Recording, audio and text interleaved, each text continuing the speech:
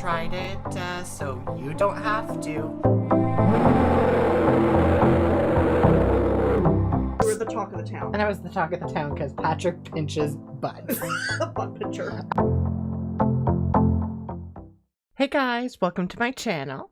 So I thought I'd do another fun story time. This one kind of brings out some rage in me sometimes when I talk about it. So just be forewarned, what I'm going to talk about is bathroom experiences and urinal cardinal rules. So it might not hit close to home for most people, but it's just something that I personally experience, so I'm going to get into that. So why don't we dive right on into the story? So just for those that aren't familiar, I'm sure we all are, but this is a urinal, and they're very common in men's washrooms. Men's washrooms that are public and shared, obviously.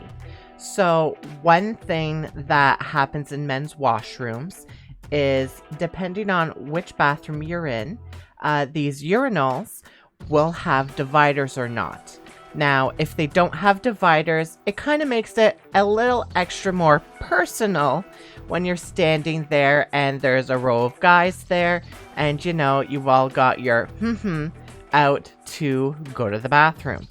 So there's a cardinal rule that happens in the men's washroom when it comes to going to the bathroom at a urinal.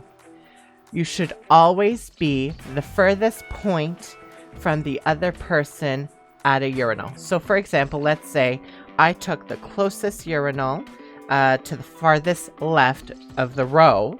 The next person that comes to use a urinal while I'm there should usually take the furthest urinal to the right of me. Now, that will leave the biggest amount of space between the two of us. And that's just kind of one of those unspoken rules that men have with each other. Now, let's say a third person were to join the urinal party, let's say. That sounds inappropriate. What they would do is they would take the middle urinal. Now, that would mean that they would want to ensure that there's at least one urinal space between either person on either end. You would not go to the one right beside one of the other people. Now, let's say they're full and there's nowhere else to go. That's when this unspoken rule gets removed and you have the right to use any of the other urinals that may be beside someone. Now, this rule kind of gets thrown out the window a bit if there are dividers.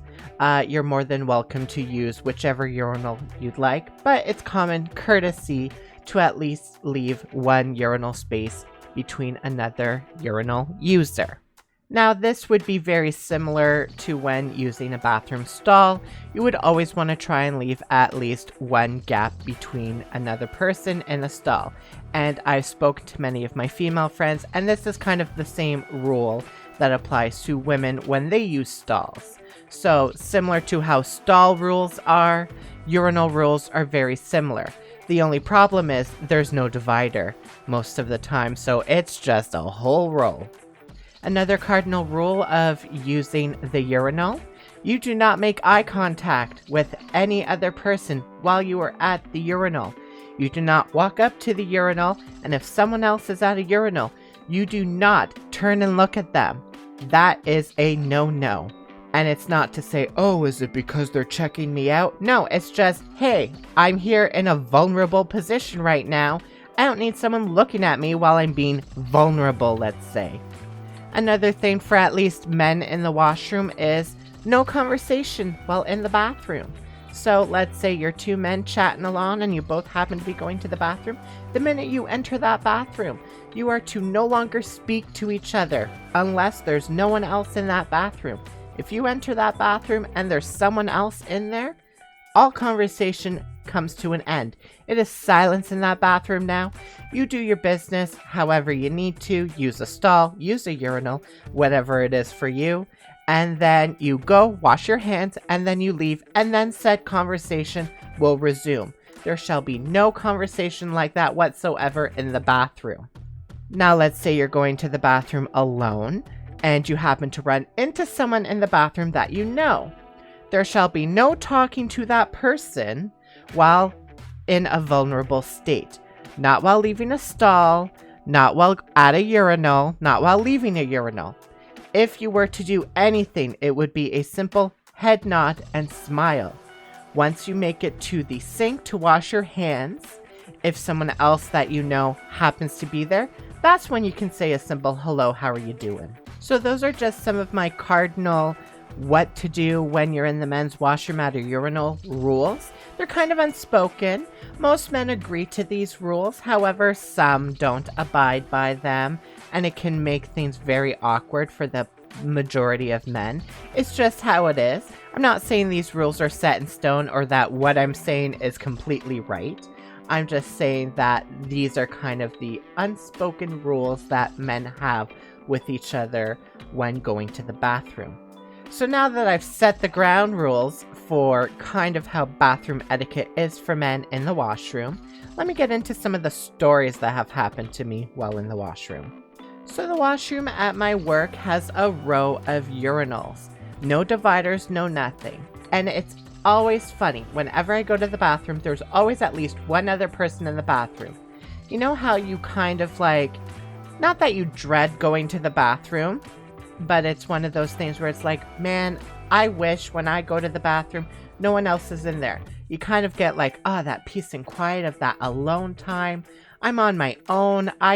In like this intimate kind of setting of I'm doing personal business is what I'll call it. And I don't need anyone else there. So it's always annoying and frustrating when you go in and there's someone else in the bathroom. No offense to that person in that bathroom, because I'm sure they're ticked off that you walked into the bathroom to begin with. But there's been an odd time where I've made it to the bathroom and no one else is there. And when that happens, it's like pure heaven. It's like the best feeling ever. You're like, oh my gosh, the bathroom's on my own. I can finally like breathe, let's say, even though you don't want to breathe in the bathrooms there. And just be like, I can actually like relax. There's no tension, this and that.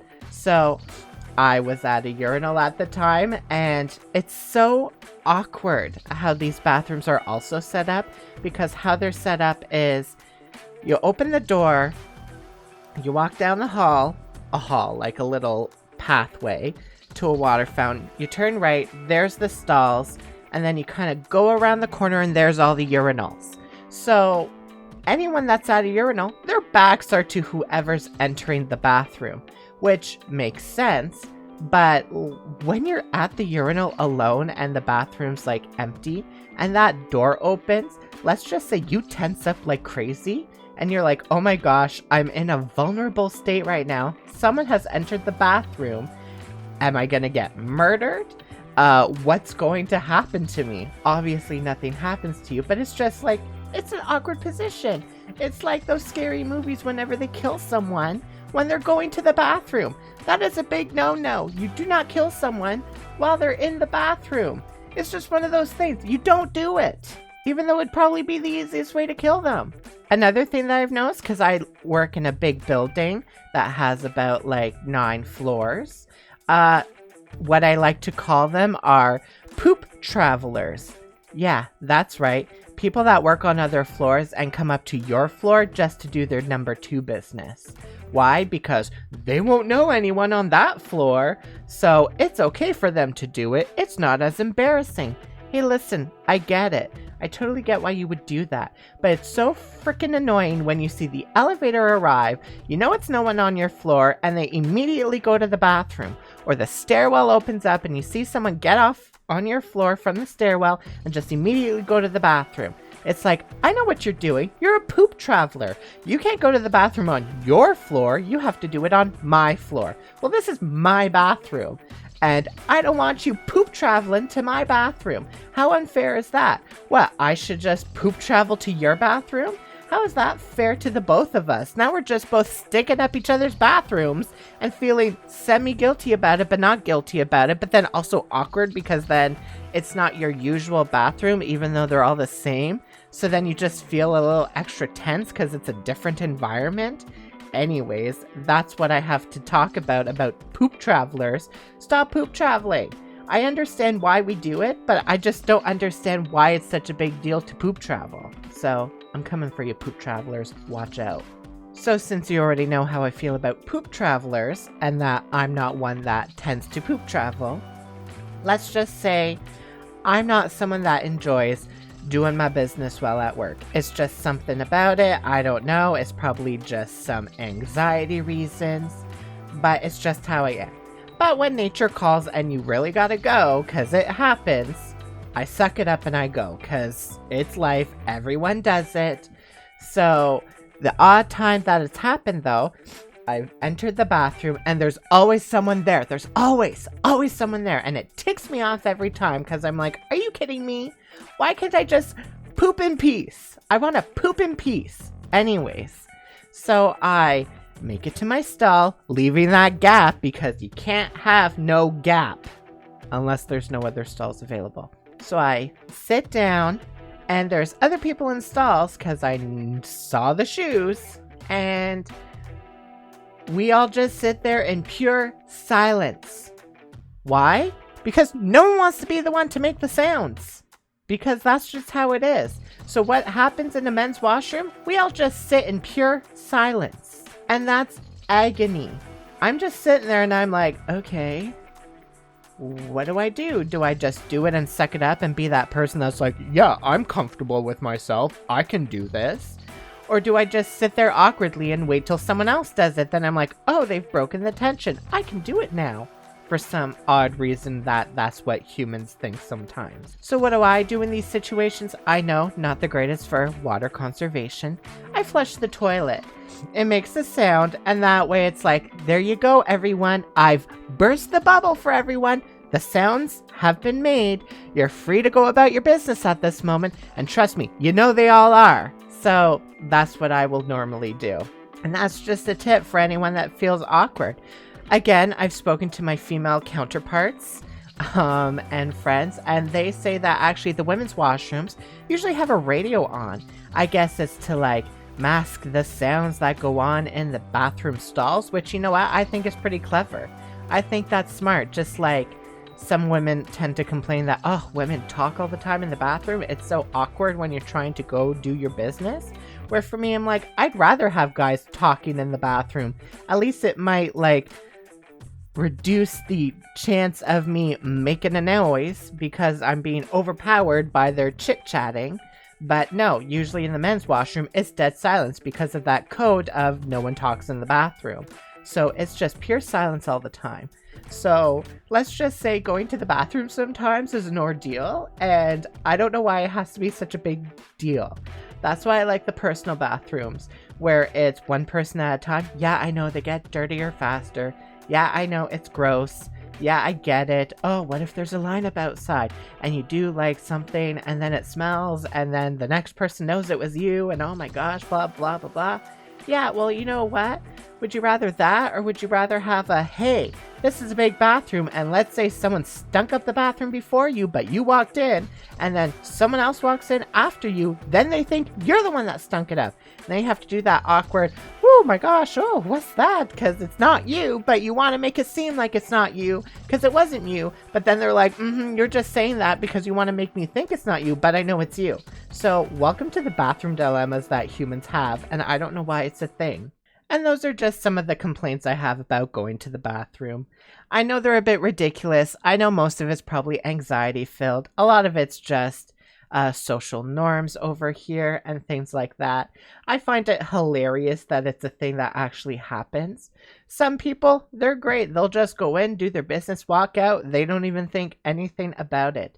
But for people like me, I'm like, oh my gosh, this is like a big production just to go to the frickin' bathroom. Anyways, I hope you guys like this story. Make sure to like, comment, and subscribe, and let me know about your own bathroom dilemmas. I love hearing awkward stories that my viewers get into. I always find it entertaining to read about. All right, so we'll see you in the next one. Bye!